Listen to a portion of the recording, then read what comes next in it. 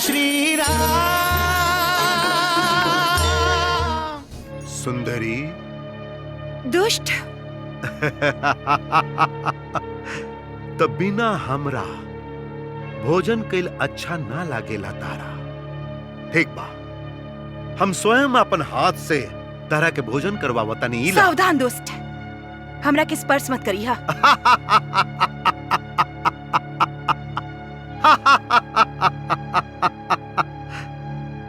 अनाचारी राक्षस, तू पाप वृत्ति से एक बार हमरा के स्पर्श कैले बाड़।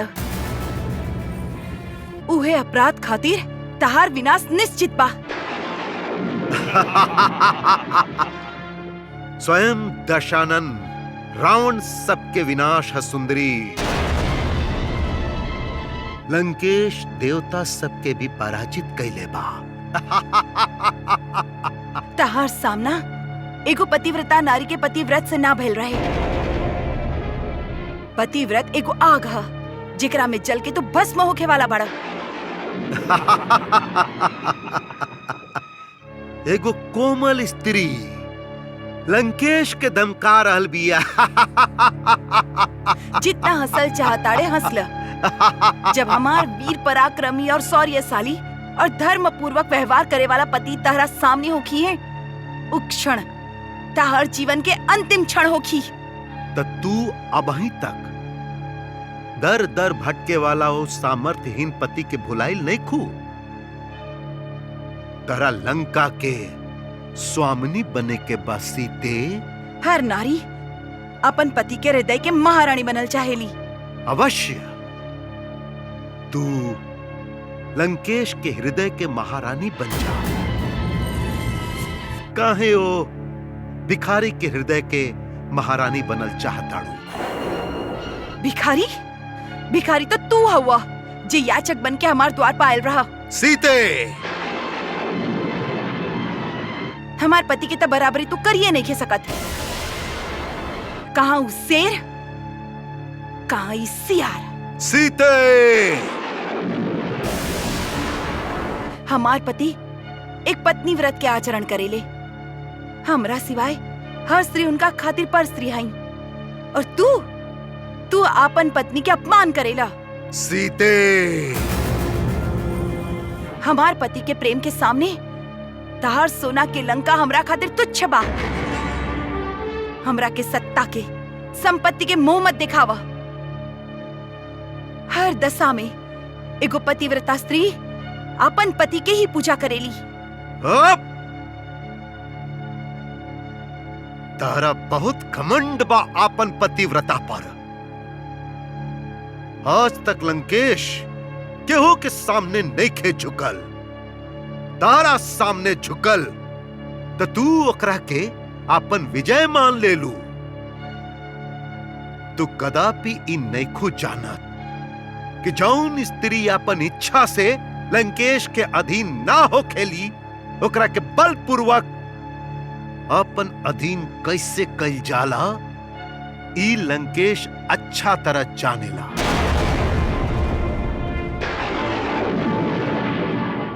आज संपूर्ण सृष्टि देखी कि पतिव्रता के आग में के जली। सीता कि लंकेश?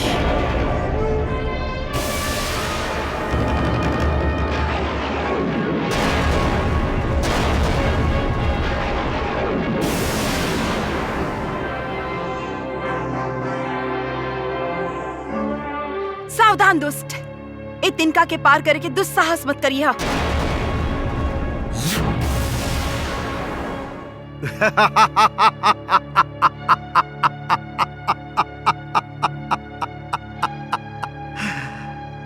सीते, लंकेश के क्रोध जब तूफान के रूप ले बेला तो स्वर्ग, पाताल और धरती के कोनो दीवार, कोनो गढ़, कोनो किला ओकरा सामने ना टिकेला। तू एगो तिनका से रोकल चाहतारू? का ये हा तहार पतिव्रत के अस्त्र? हाँ? अपन विनाश के कगार पर खड़ा बड़ा राक्षस। विनाश और ई तिनका करी, हाँ? नारी के पतिव्रत के हंसी ठट्टा मत कर दुष्ट। पतिव्रता स्त्री के प्रत्येक शब्द कोनो अस्त्र से कम विस्फोटक ना हो खेला। पतिव्रता स्त्री के तपस्या से एगो तिनका भी प्राणघातक बन जाला। अच्छा, एकरा के तिनका मत समझ दुष्ट। ई सीता के सतीत्व के अभेद दीवार ह। अभेद दीवार। हम जब फूंक मारब त ई अभेद दीवार न जाने कहां उड़ के चल जाई। हे दसो दिशा, देवता लोग, गंधर्व किन्नर अप्सरा, ऋषि मुनि तपस्वी लोग, यदि हम मन वचन और कर्म से अपन पति के सेवा कैले बानी, अपन पति के पूजा कैले बानी, अपन पति के सिवाय हर पुरुष के पर पुरुष बनले बानी, तई दुष्ट कायर पापी ए तिनका के पार करते भस्म हो जाए।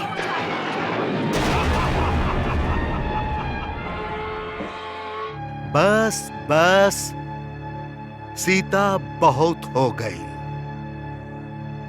अब चुपचाप हमरा साथे चला, अन्यथा जौना तरह के बलपूर्वक हम पंचवटी के कुटी से यहां तक ले आएंगे, वही तरह तारा के यहां से उठा के अपन शयन कक्ष में ले जाए। चला, सावधान लंकेश।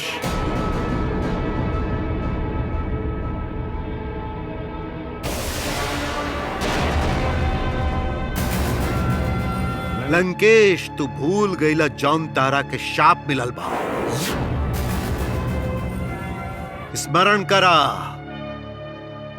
यदि कौनो पर स्त्री के साथे होकर इच्छा के विरुद्ध बलपूर्वक दुष्कर्म कैला तो तहार सर के 7 टुकड़ा हो जाए।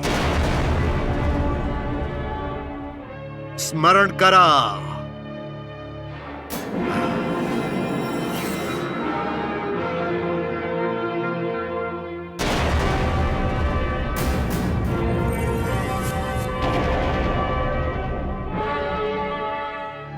हमार बात के बुरा मत माना सुंदरी, तहार प्रेम के अधीन बानी। तहरा के सोचे खातिर हम 1 वर्ष के अवधि देतानी। एह बेच, यदि तहार मन चहलस तो हमार अंतपुर में आके लंकेश के साथे त्रिलोक पर राज करा, अन्यथा इस सब राक्षसी तहार टुकड़ा टुकड़ा करके तहरा के अपन भोजन बना ली है। हे भोलेनाथ, सीता पर अत्याचार करे के विचार से आगे बढ़ल रावण अचानक रुक काहे गइल? देवी, मानव होके चाहे राक्षस, पाप करत समय भूल जाला कि ओकरा अपन पाप कर्म के दंड भी भुगते के बा। रावण अपन पाप कर्म के विराट रूप देख के भयग्रस्त हो गई। ऐसन कौन पाप कर्म कैले बा रावण? दशानन रावण त अनगिनत पाप कर्म कैले बा देवी, परंतु उनका के साप के देलस, नल कुबेर अर्थात कुबेर पुत्र।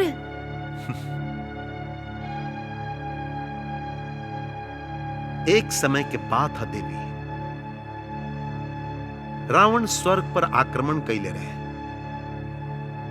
जब रावण और ओकर सेना विश्राम करत रहे, रात्रि पर हमने यह विश्राम करब।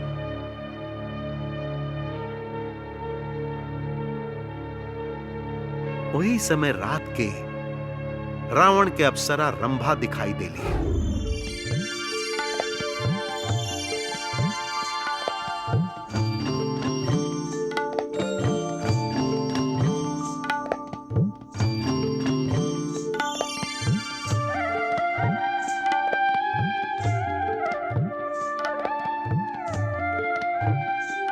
सुंदरी,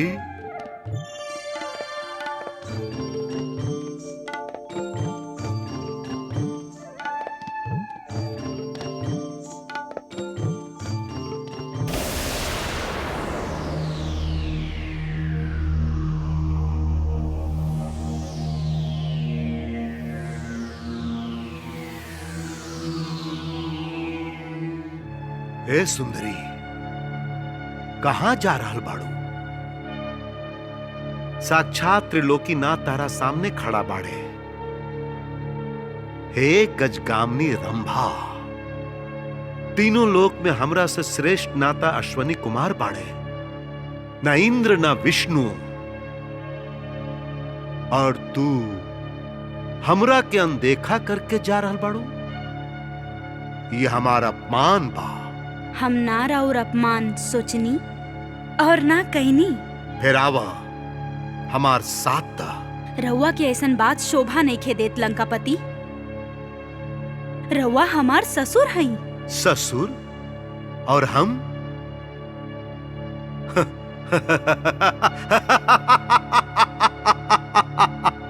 जी हाँ, धर्म से हम रउआ के पुत्र वधु हई।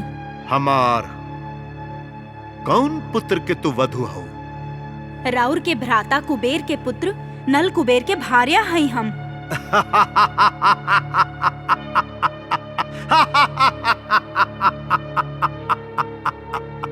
अप्सरा केहू के भार्या ना हो खेली रंभा। ओए! ना! बचाई! बचाई!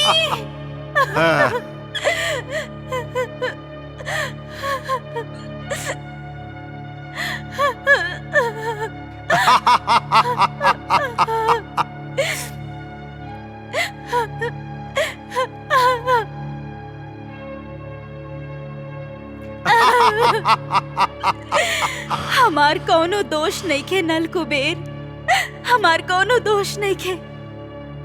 हम इनका के बतैले भी रही कि हमार ससुर हवे और हम इनकर पुत्र वधु। ई जान के भी। हे दशानन, हम नल कुबेर तोरा के शराब देता नहीं। यदि तू कोनो स्त्री के साथे ओकर इच्छा के विरुद्ध दुष्कर्म करे के प्रयास भी कैला तो तोहार सिर के 7 टुकड़ा हो जाई।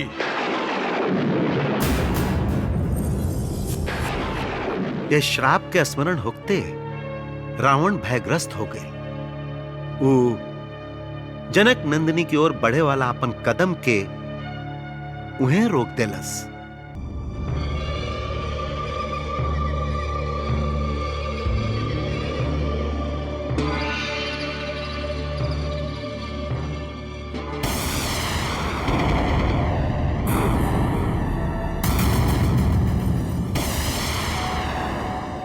दुर्मुखी, सर्पमुखी, ए तरह डेरावला चाहे सतैला से ही रास्ता पे ना आई। तू सब जाके विश्राम करो। ए अभागिन के हम समझावतानी। जा तू सब।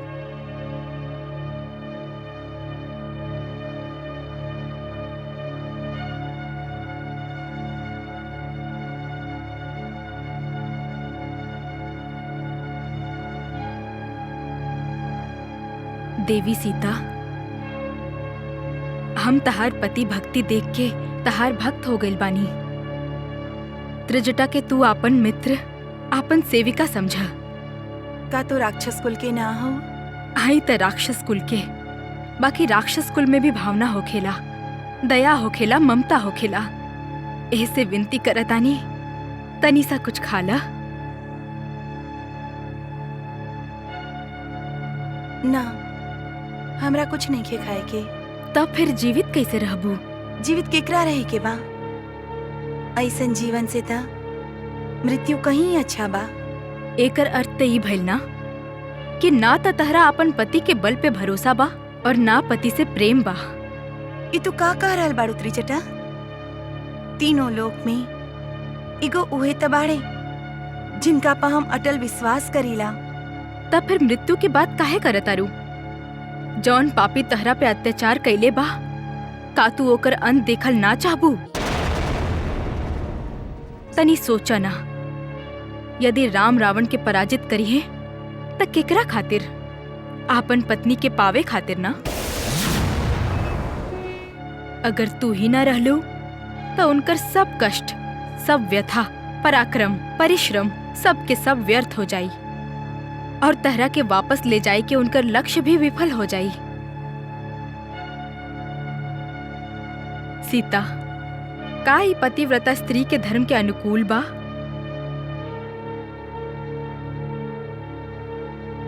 अपना खातिर ना, आपन पति खातिर जीवित रहे के होखी। यही से बार बार अनुरोध कर रहल बानी कि कुछ खा ल।